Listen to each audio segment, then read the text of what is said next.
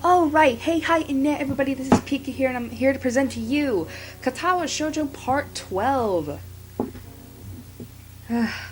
Basically, a little bit of news. Basically, if you didn't, fuck me, what was it? Excuse me for a minute. Yeah, it looks like we're recording.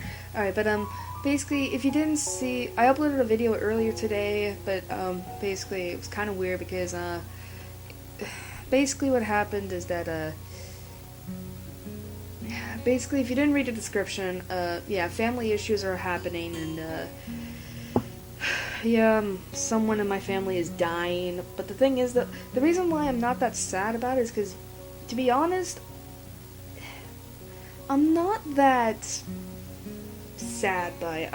Basically, we have problems with that person. I have problems with that person, and we're not that close.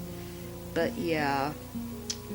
So yeah, basically, if you're wondering what that, why that video was uploaded, it was because basically, yeah, it's funny though because I edited it and uploaded it in the hospital. I'm like, damn, this is morbid as fuck. But I'm basically, yeah, it was just me and Fen playing murder. But that was before the stream crashed. Alright, so, basically, let's get into Katawa Shoujo. Where did we last left off? Alright, March 20th. Alright. It's already 8:30, but this morning's class has not yet begun. We were supposed to have physics, but the teacher's nowhere to be seen. Had I known this beforehand, I would have slept in too. Oh yeah, we started on Rin's path yesterday. Okay. Suddenly the classroom door slams open and Mutao grunts his morning greeting to us from the doorway. Good morning, everyone! Mutao looks like he has not slept at all. The stubble, his messier than normal hair, and the stained dress shirt create a less than favorable impression. I guess he had fun last night at the festival, too. He got drunk? Excuse my being late, I ran into unexpected problems. I'm usually not one for festivals like this, but I hope you all had a good time. After all, these sorts of events are important for you all, since they give you a short reprieve from schoolwork. The class replies with various degrees of enthusiasm, and Mutao proceeds to take roll and get started.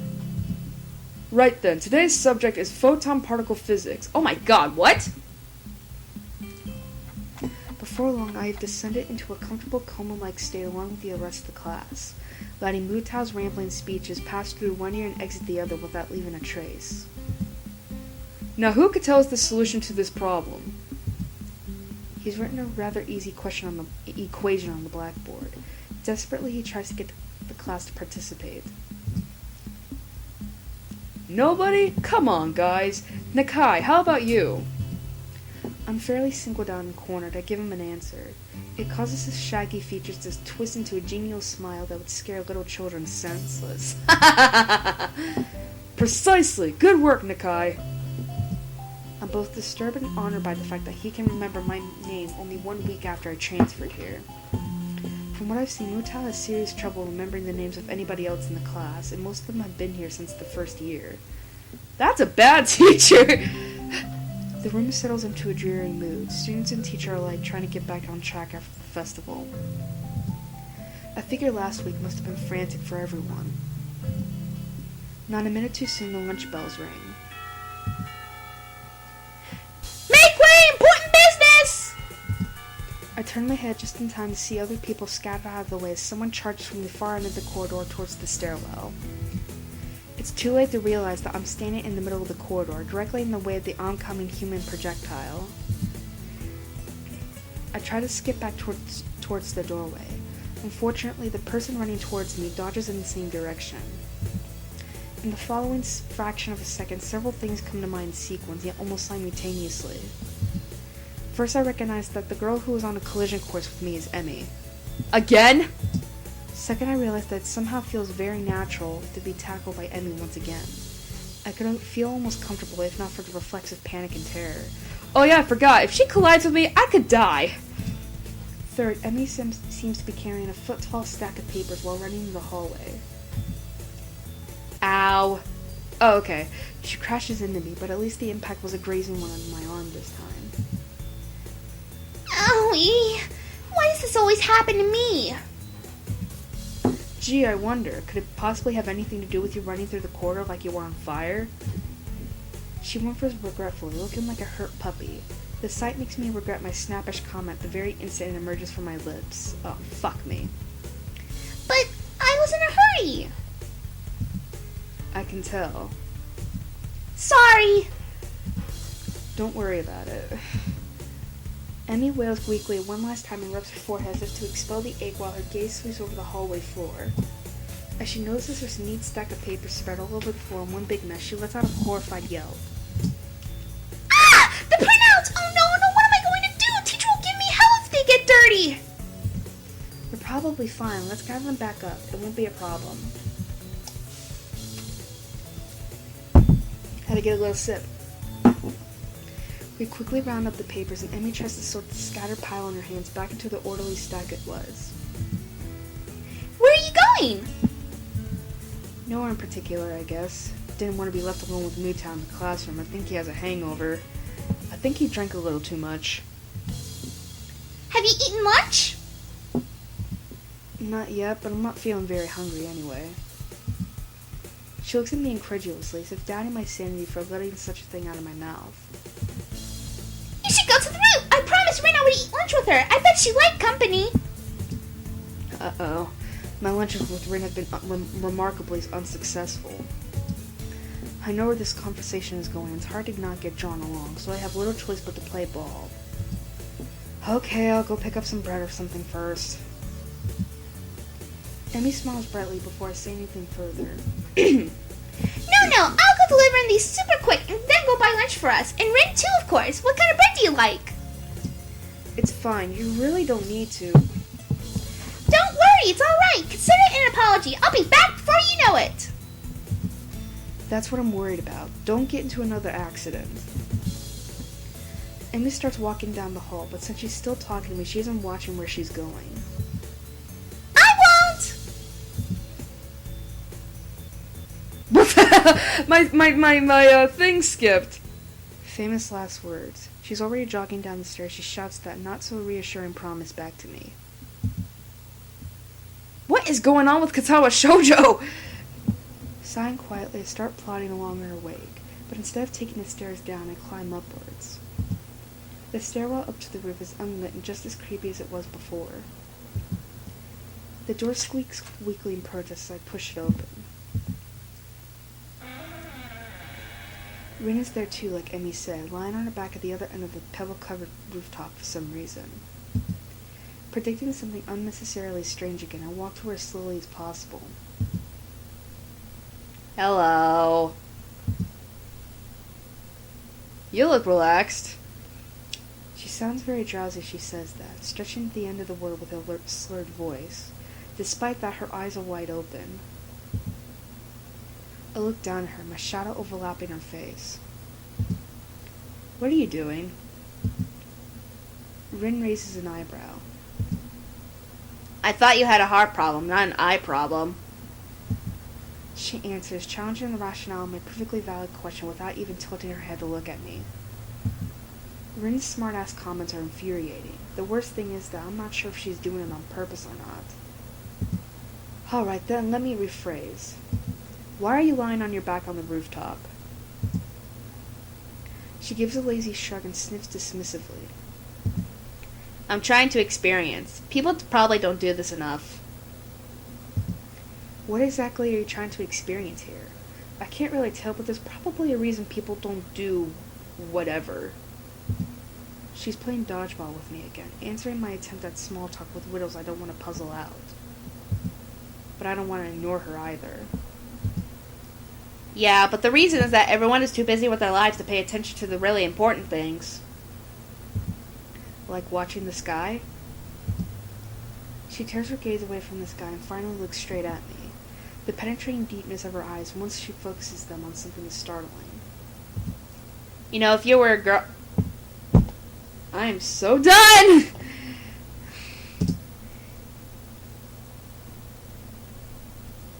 I'm so done!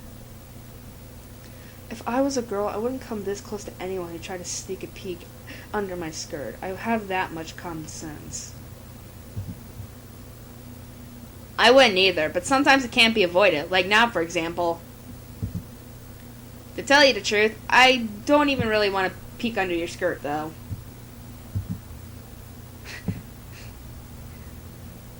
There are some... For some reason, some words sound really weird coming out of me / odd, which is why you're probably not going to hear them from me. But it's like... So yeah, that's why I'm rephrasing some of the stuff, and, yeah, I've seen, rephrasing some stuff and replacing some words, so sorry. Lingerie are the soul of a girl. Wait, that is weird. You shouldn't peek at someone's soul, even if you're not a girl. As a guy, I guess I can understand that too. As a guy, I guess I can understand that. To us, they're some sort of half mythical object that we can't quite comprehend. What the fuck are we talking about? Yeah, that's exactly how I think about them too. What a coincidence. It really is. So, did you have world history in the morning class? I skipped class. To do this? Well, I'm not actually doing what it looks like I am doing, or at least I think that what I am doing doesn't look like what I look like, but from your perspective, probably. What? Yeah, I skipped class to do this. I guess whatever your reason is, it's as good as any. Giving into the tired feeling in my legs, I sit down on the roof next to Rin. The pebbles are not the most comfortable bed in the world, but if she can stand it, then I should be able to as well. What are you waiting for? Try it. I bend my neck backwards, too, to take a look at where she is looking. The silvery blue sky, dotted by herds of the cloud sheep, fills my field of vision entirely. While it's pretty, the view is nothing special, even though the weather is fair. I give a shrug, trying my best to imitate the nonchalant manner which Rin seems to evolve to a perfection, and lie down on my back. The stones poke at my back through my thin shirt whenever I shift my weight even a little, forcing me to keep as still as possible. I try to ignore the discomfort in myself, instead concentrating on the vastness over us. Far above, the summer clouds drift soundlessly across the dome of the sky. Neither of us has anything more to say, thus silence covers the rooftop. The subdued The subdued noises of students on their lunch break, cicadas in the trees and traffic buzzing past the score, humming pleasantly somewhere in the background. Listen, I had a great time yesterday. Did you? Well, to be honest, no. But it was alright. It was probably the longest time I've ever sat in one place without doing anything, which is kind of impressive. I try to make it sound as convincing as possible.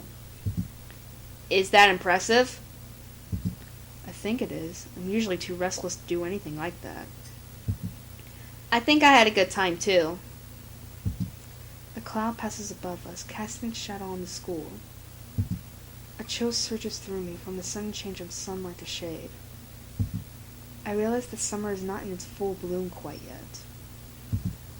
The only measure of time passing is the slow pace of the clouds moving towards the town. Stray beams of golden sunlight leak through the gaps, blinding me for a moment whenever they hit me directly in the eyes. The blue of the sky looks so unreachable. This reminds me of the time I spent in the hospital, where I was bored out of my mind on a daily basis. Somehow it didn't matter after a while. I learned to appreciate other things besides watching TV and gossiping with people I didn't even like. A comprehensive sensation of calmness spreads from my sight to my other senses, finally hitting my brain. An airplane zooms by, leaving two thin contrails in its wake like a pair of chalk lines drawn from one end of the sky to the other. I wonder where it is heading to. The low din of its engines carries all the way down to my ears, although it's barely audible over the racket from the quad. It's nice. It's nice, but I don't understand why this is more important than going to class. Isn't it good to do something you like? Every once in a while? Of course, but... What are you doing? Emmy snuck up on us without either noticing and is only a step away from me, holding several packages wrapped in plastic film in her arms.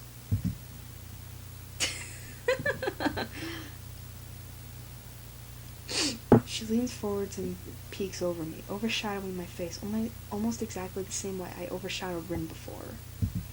I wonder how weird this looks, the two of us lying on our backs on the rooftop. That's what I asked, too.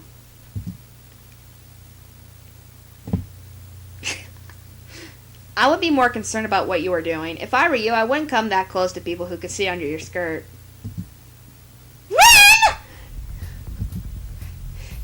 Emmy's voice is scandalized, but she quickly takes a step backward, pressing her hands against the front of her skirt so abruptly that the parcels of bread she was carrying fall. I quickly avert my eyes and glance angrily at Rin. She pretends not to see me. Don't worry, Emmy, I wasn't looking. Hasao isn't like that, right? Right. I think. Emmy scowls at Rin and crouches down to pick up the packages. This reminds... Actually, I shouldn't spoil it.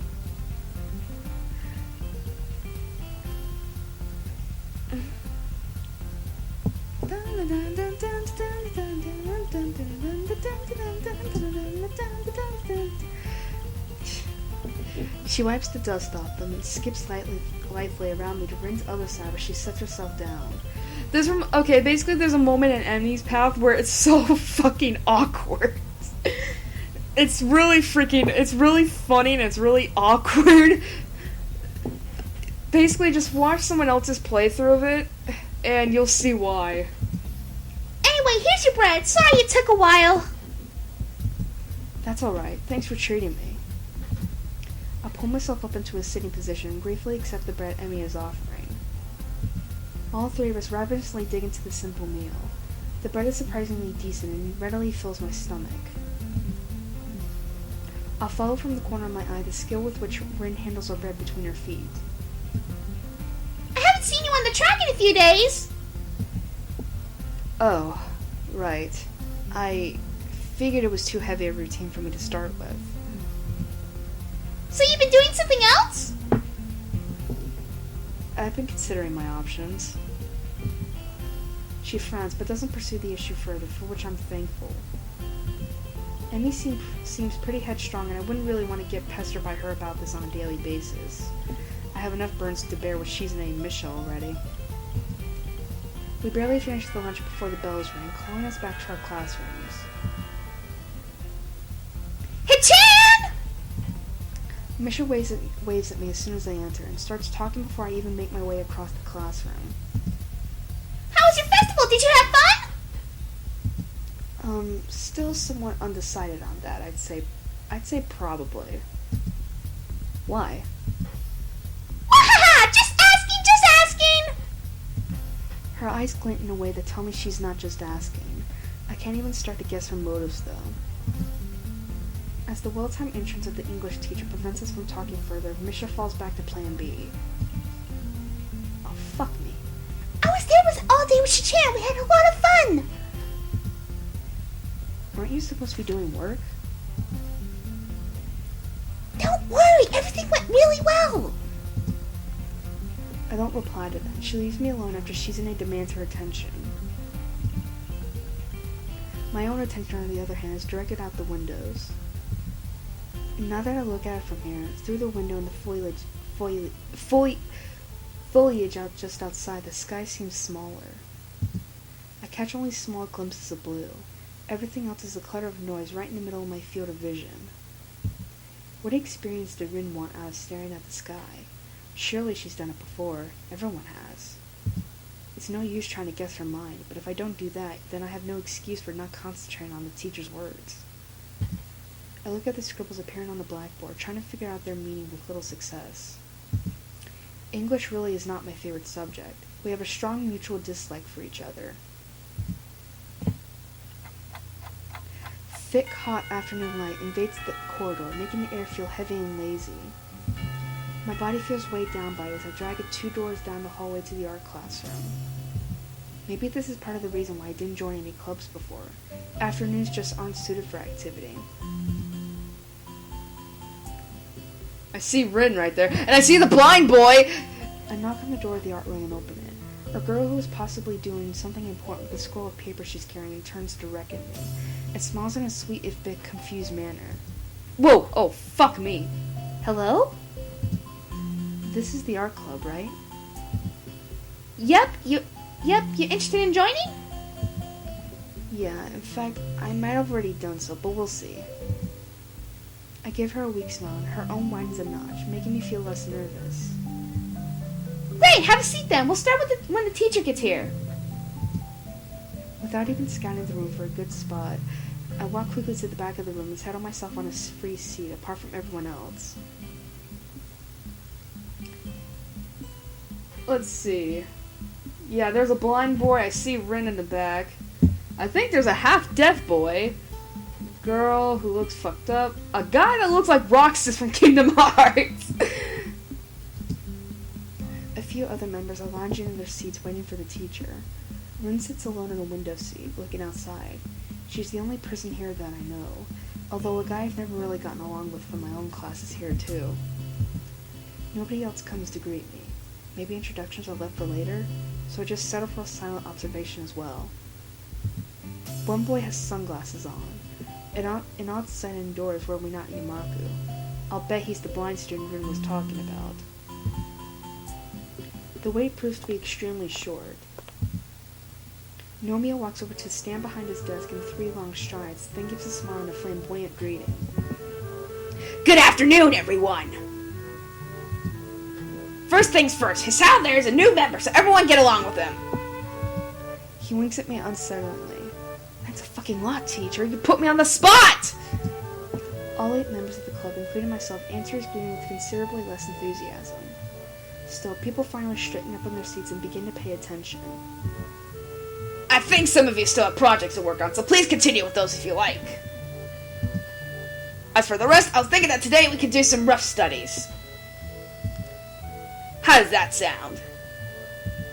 Nobody answers except with some unintelligible murmurs, which Nomi apparently interprets as unanimous approval. Alright then, everyone not working on other projects, choose a partner and draw a sketch of one another. You should be able to complete this today, but if not, we can continue it next time, or even do it again if you find it interesting. Remember to pay attention to lighting and shadow and give it your best. Pairing up? I feel pretty awkward about it, hardly knowing anyone here. I wish someone would ask me to be their partner. People stand up and move their chairs closer together, but nobody comes to me. Pretty soon, everyone has paired off. Friends team up with each other, but I'm left alone. Well, there is Ren. Oh yeah, I forgot about her. Hey Ren, what you doing? She's sitting in the furthest corner of the classroom, still staring out the window and seemingly uninterested in taking part in the exercise. Since she's the only other one without a partner, I walk to her seat. I can't see her face because her hair is covering most of it and she's looking away from me. Rin? I call out to her. No response. Hey, want to partner up? You're the only one I know here. She seems to finally acknowledge my presence, and head turning like a robot, she looks to see who is addressing her. Rin doesn't answer, and I don't want to repeat the question either. I'm sure she heard it the first time.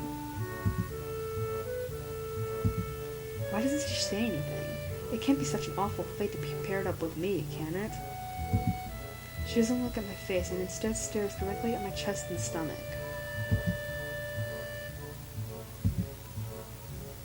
Oh, okay, why not? What? Exactly, like, what? Okay, good. Great. Ow! I'll get this stuff for us. Looking at the equipment Nomiya has prepared for today's meeting confuses me. Instead of graphite or pencils, we are apparently supposed to do ink sketches. I've never done anything like that before. The teacher, however, seems confident in my abilities to adapt to this medium. Simple! First you do the outlines in ink, you let them dry, and then you shade with the diluted ink. This is called India ink. It works like watercolors. If you're uncomfortable with it, use a pen instead of a brush for the outlines. Got it. Smoker. I pick up paper, water cups, one pen for me, one brush for Ren, and ink for both of us, then return to Ren.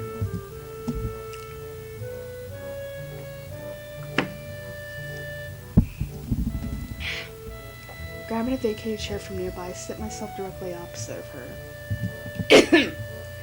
Do you want me to do it with my foot or my mouth? That sounded wrong. What did you say?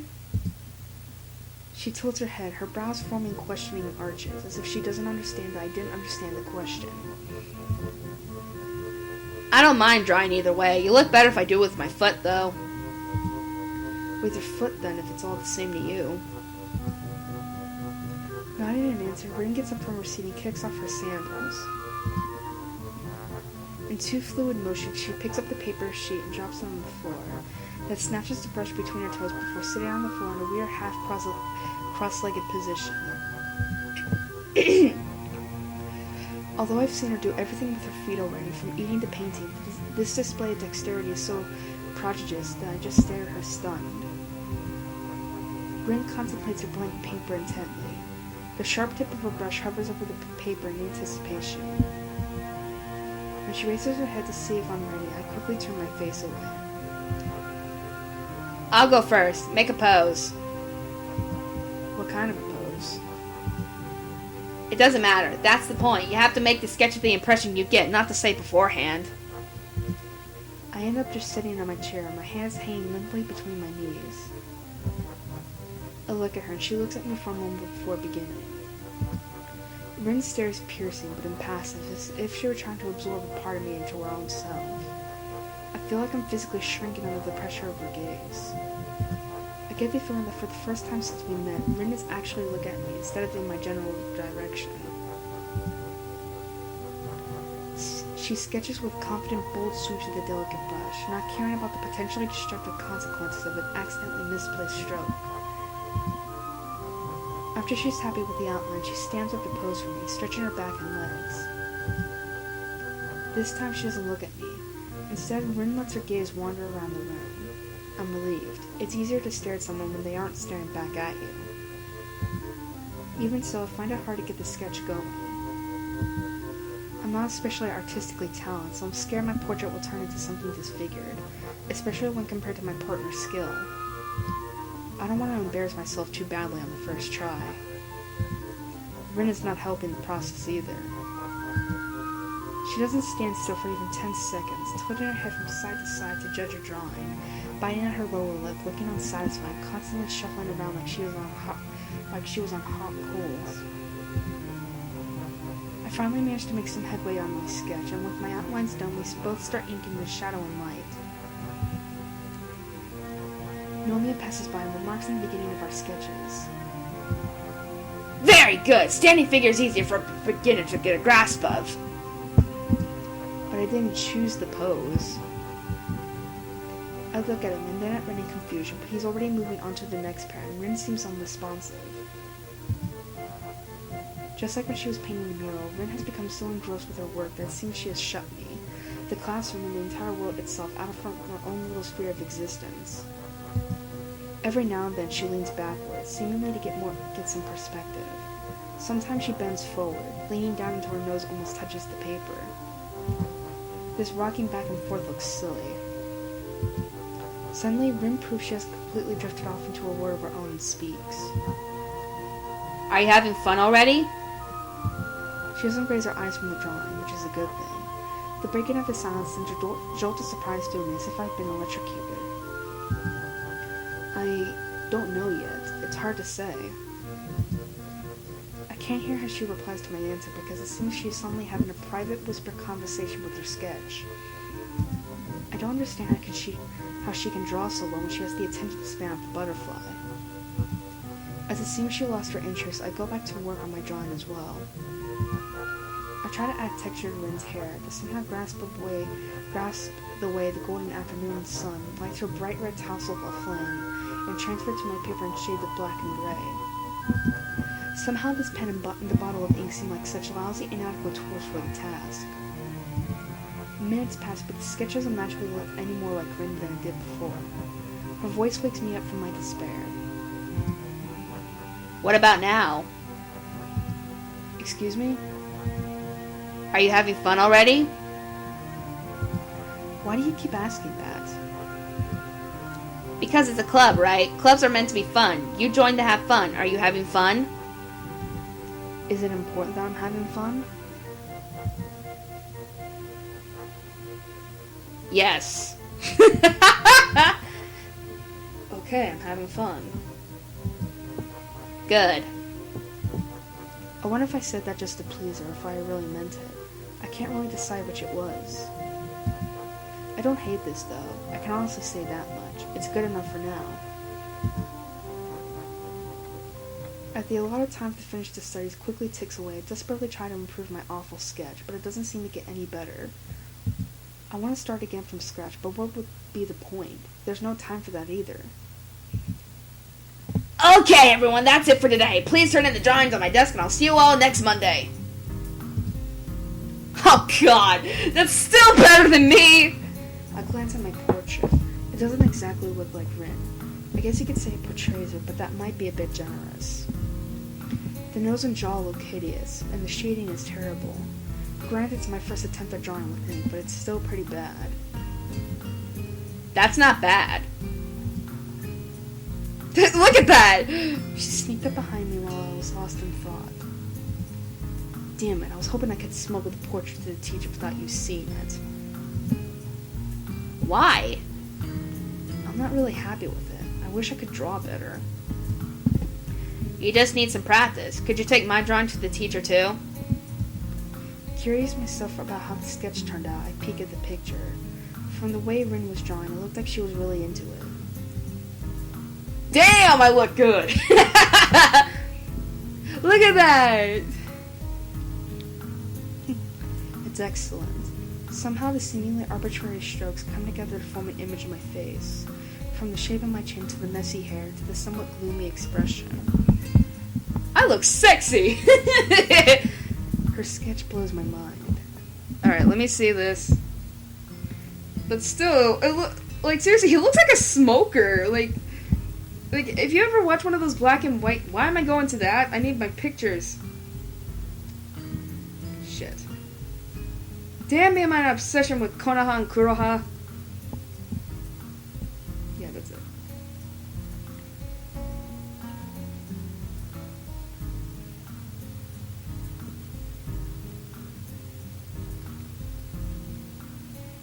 You're amazing. God damn! Wow, you're amazing. Damn it, stop it. But yeah, I look like a freaking smoker, which is weird. It's not that amazing. But thanks. I take a closer look at her work. It's still glistening with slowly drying ink. You know, I look kind of grim here. You do look kind of grim. I mean, I agree, but it's also true otherwise, too. Like this you, not the you I made. I do? I think so, at least. Her simple statement makes me suddenly feel incredibly self-conscious. I feel like I need a mirror right now to confirm or debunk Rin. It's a nasty feeling. Maybe it's just her. I hope it's just her and that I don't look like that sketch to everyone. Well, I mean, to be honest, it's like,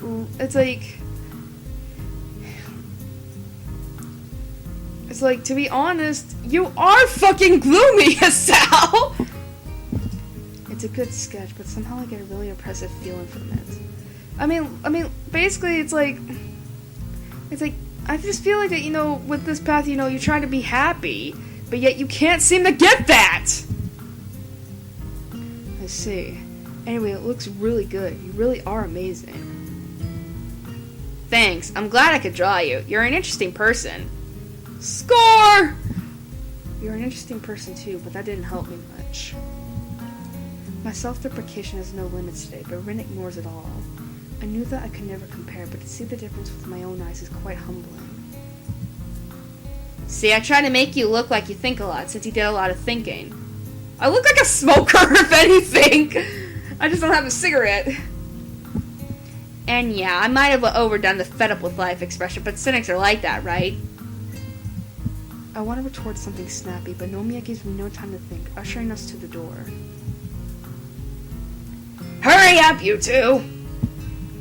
While we've been chatting, the rest of the club has taken their leave. quickly pick up our drawings and take them to the teacher's desk before hurrying after Rin, who has already left the classroom. She's not in the hallway to my surprise. I wonder where she managed to run off to in just a few seconds. Would have been nice to talk more. Well, not that I had much to say, except maybe get back at her for calling me a cynic. It's surprisingly late. I already got used to school ending at the same time every day, so I could feel the extra hours in my head. And my gut. My growling stomach reminds me that I am absolutely ravenous. I'm so hungry that I dare to try anything the cafeteria staff is deemed edible.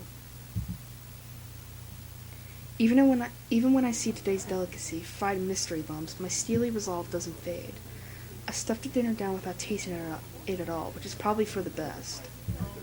I don't have much homework to do, but what little I have won't get done by itself, so I stroll toward the dormitories. Preparing for the post-homework lull, I knock on Kenji's door. Why would you talk to him? He responds from the other side, although I can't make out what he said. I try the door, but it's locked. After several seconds, the locks click open and he opens the door. Hi. Hey, could I borrow a book? The library was already closed after I got away from my club meeting. He's squinting even more than usual. His eyebrows are twitching nervously. Club? That's dangerous, man. Indoctrination, groupthink, brainwashing, you name it. High school clubs sow the seeds of conspiracy. Do you know how many secret societies are grown from high school clubs? Watch your back and don't get too deep in. You might not come back. Okay, Kenji, so how about that book? Sure, but return them and don't spoil any of my books. No drinks, no food stains, no bodily fluids, capiche?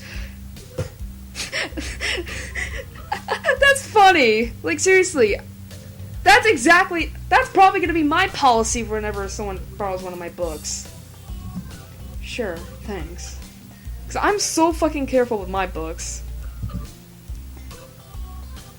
Instead of letting me in, he retreats from the door, closing it again. After a few seconds, he returns with a stack of 3 thick books and hands them over to me. I said a book, not 3! Opening the topmost one, a familiar emblem stamped on the copyright page greets me. Your books? These are from the school library. They are now mine!